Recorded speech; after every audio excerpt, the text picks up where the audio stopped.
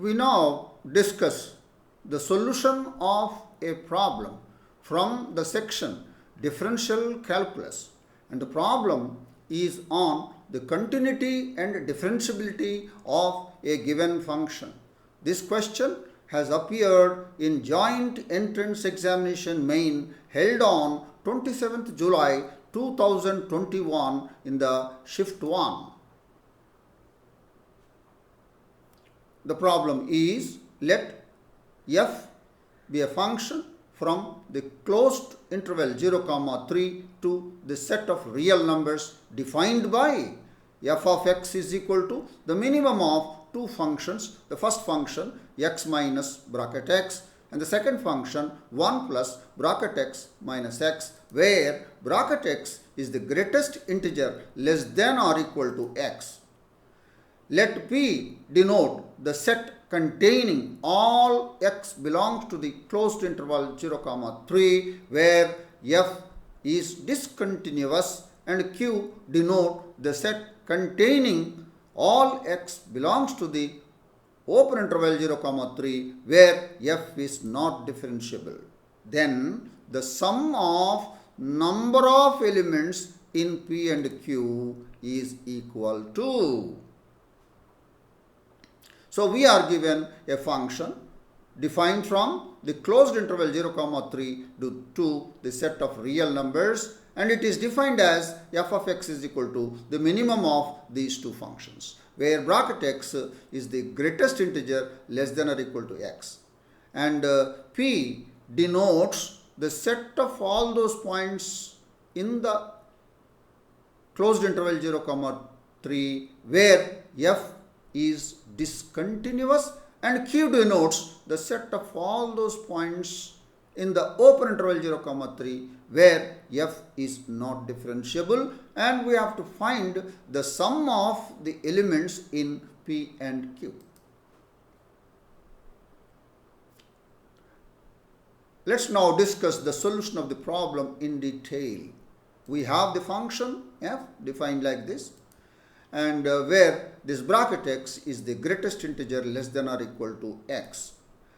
Let us suppose now g of x is the first function x minus bracket x, and h of x is the second function 1 plus bracket x minus x.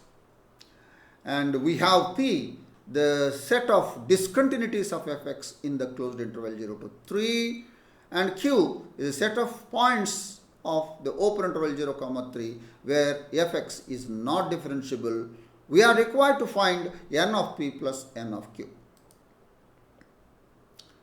So first of all, let us get familiarized by the graphs of these two functions g of x and h of x.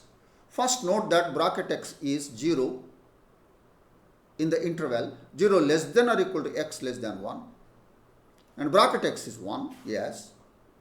In the interval 1 less than or equal to x less than 2, bracket x is equal to 2 in the interval 2 less than or equal to x less than 3. And when x is equal to 3, bracket x is 3 only. Then g of x is equal to x minus bracket x, and in this interval 0 less than or equal to x less than 1, it is 0. So x minus 0, x.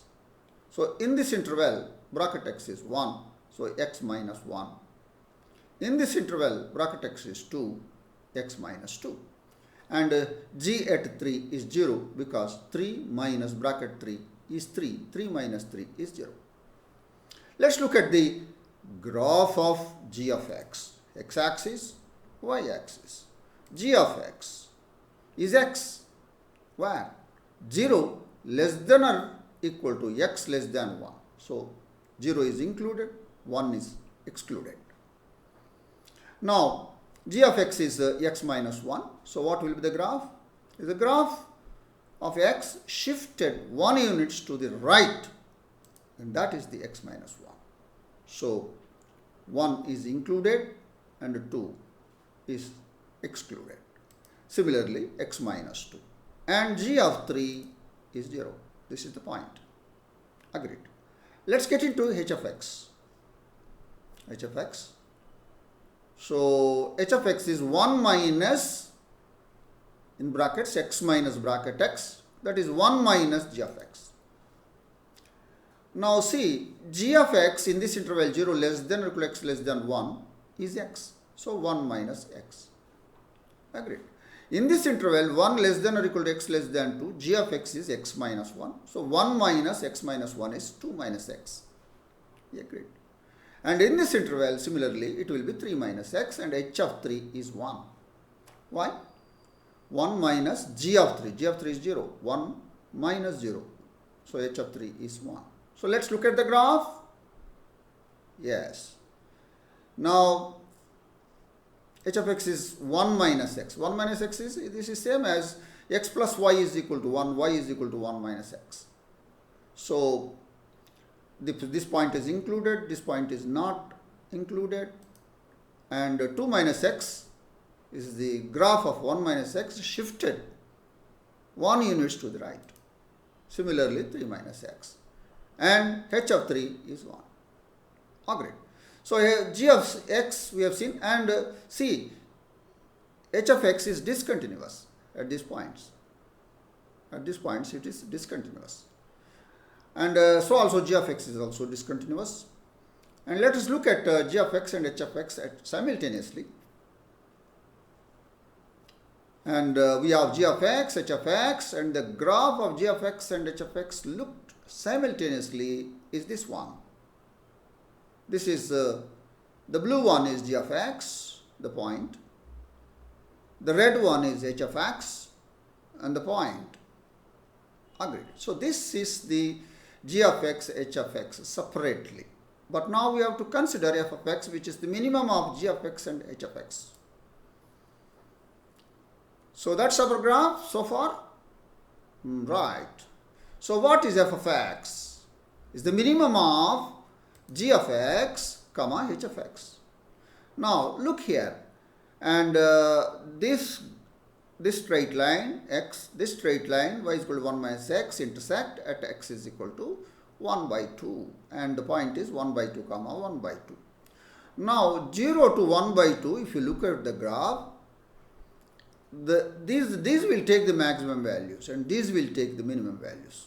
So therefore in 0 to 1 by 2, the minimum of these two graphs is x only. So fx, and this is the minimum. The minimum is x, and 0 to 1 by 2. So it is x in this interval. Now move further.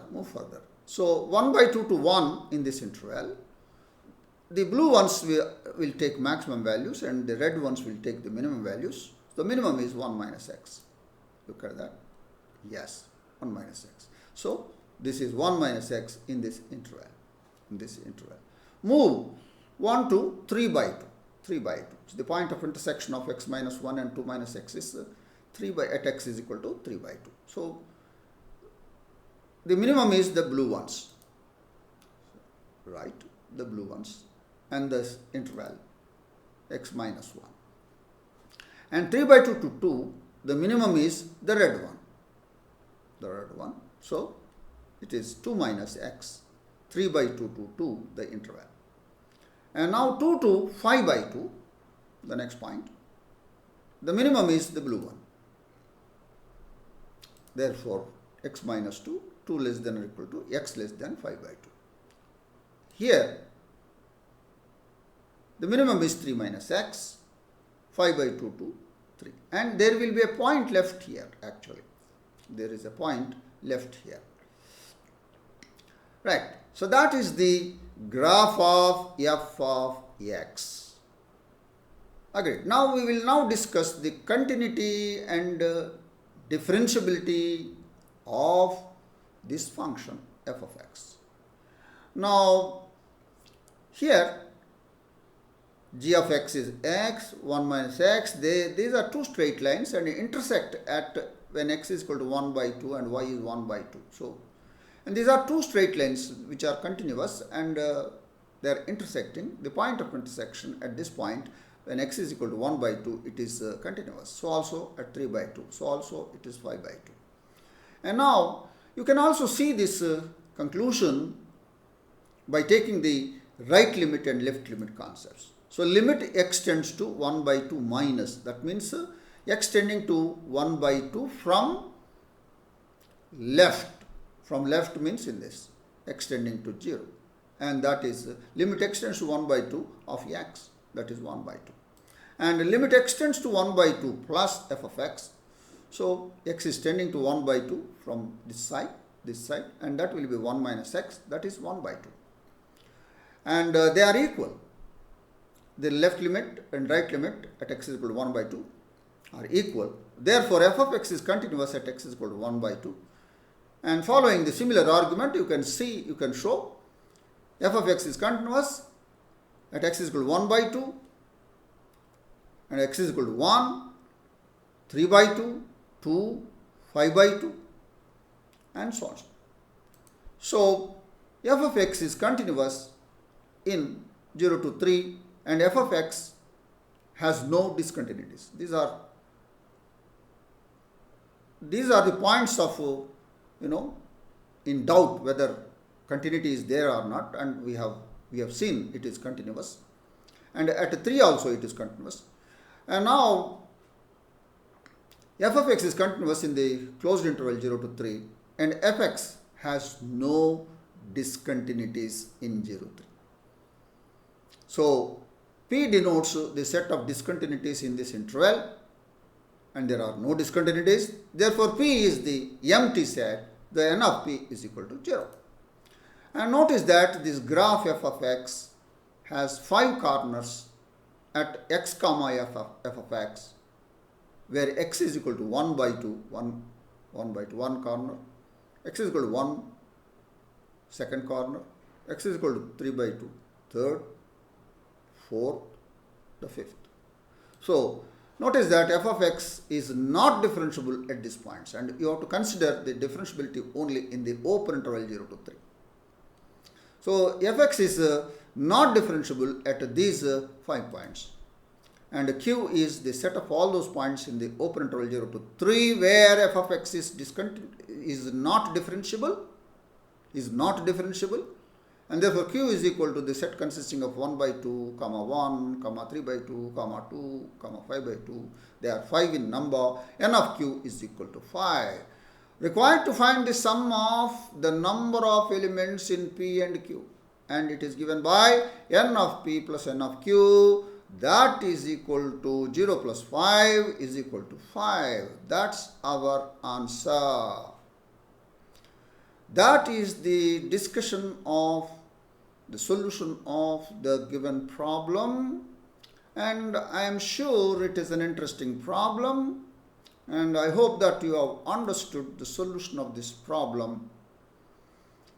Go on working out some more problems on these lines from the subsection continuities and differentiability of the given functions. I wish you all the best. Thank you.